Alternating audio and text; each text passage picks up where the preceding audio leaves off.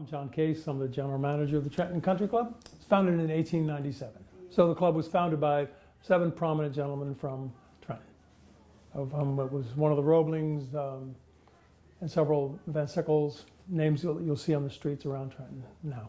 Golf was all over the board. It was probably more like 9. Sometimes it was 12. It was just beginning. It was super popular. People just loved golf. And it had several temporary locations before they were able to secure this location from Colonel Woodruff. It was his summer home up here. And we were known, and semi are also known as the Oaklands still today. So we are what's considered a country club. We offer golf, tennis, pool, enormous social programs, dinner dance, everything from dinner dances to wine dinners to speaking engagements.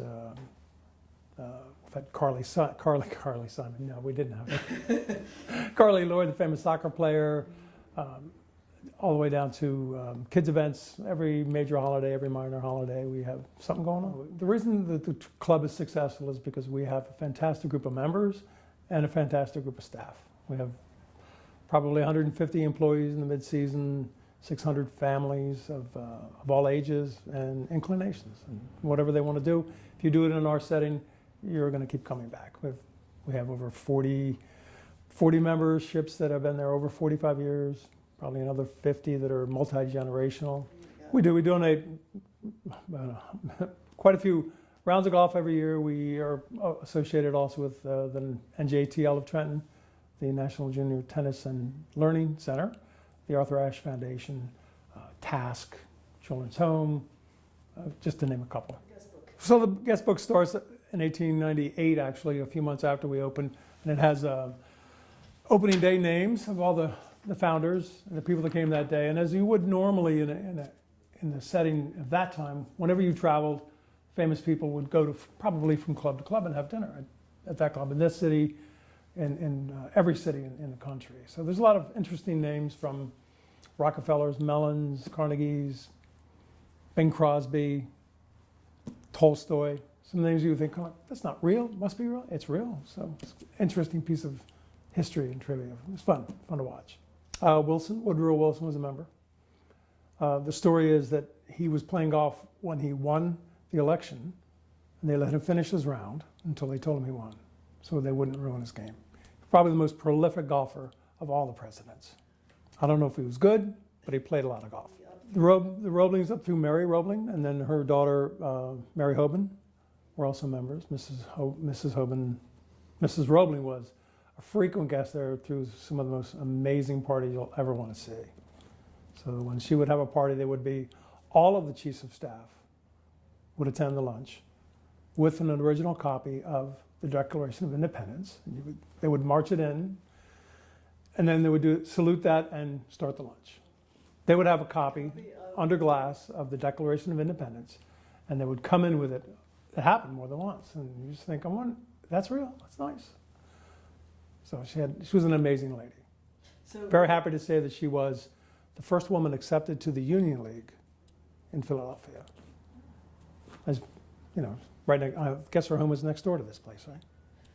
It was somewhere on this block, yeah. So was she a member of Trenton? Oh yeah. Mm-hmm. So that was... She told me once that my apple pie crust needed a little work. It stings to this day. She was right, too. Just over 28 years.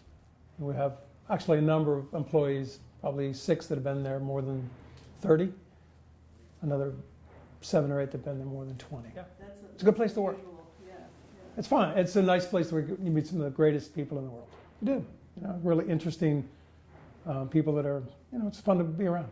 We're celebrating our 120th year this year. We're starting a big, huge renovation project to renovate parts of the golf course, all of the bunkers, the tennis facility, several dining rooms as part of a multi-phase plan we're going to be doing.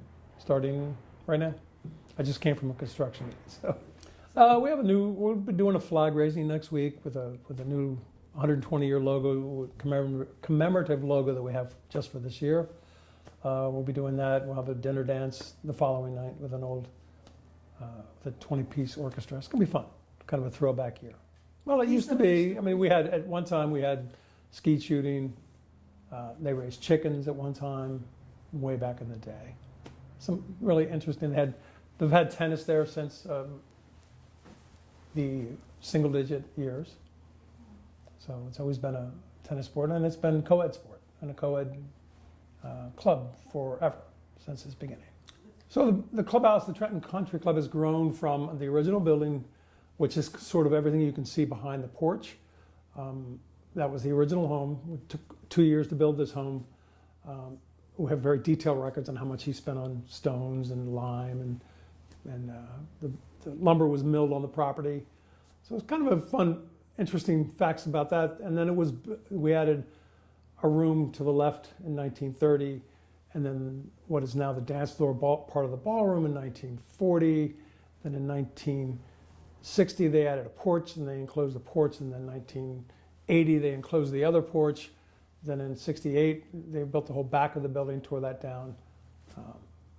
And then in 2005, our last major project, we added another wing of it, rebuilt the swimming pools in that complex. The swimming pool was first built in, I want to say 1920.